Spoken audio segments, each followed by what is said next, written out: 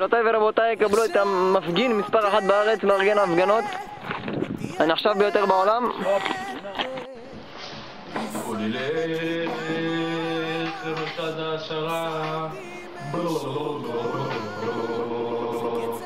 מתאים לי ללכת למרכז ההשערה.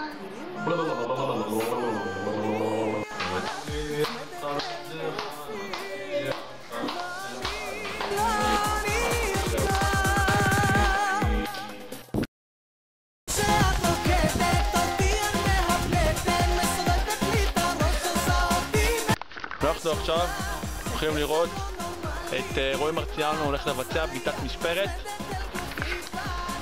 רועי, אתה יכול לצאת לדרך.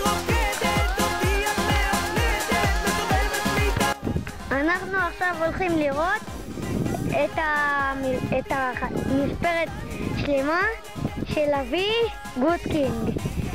בהצלחה, אקשן.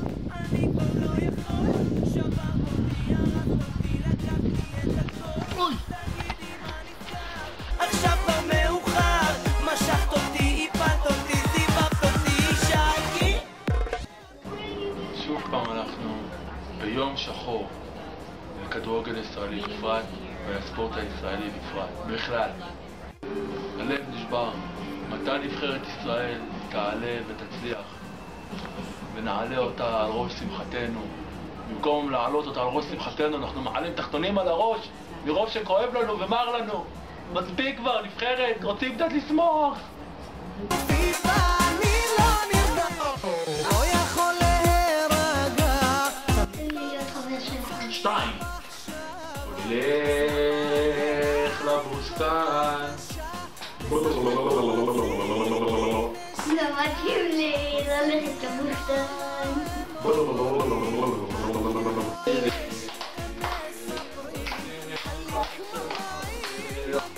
שלך, מתאים לי, אם מישהו צריך אותי, חיפש אותי או פונה לי, אני במצלחות.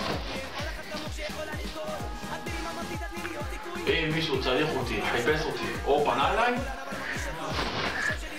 אני במקלחות. מה היה פה רמי? טירוף. מה רמי? טירוף. אם עד עכשיו לא הבנתם למה אני חושב שמגיע לי כרטיס טיסה לרומא, אז אני פשוט אגיד לכם את זה. אתם יודעים למה? כי אני משוגע, זה למה.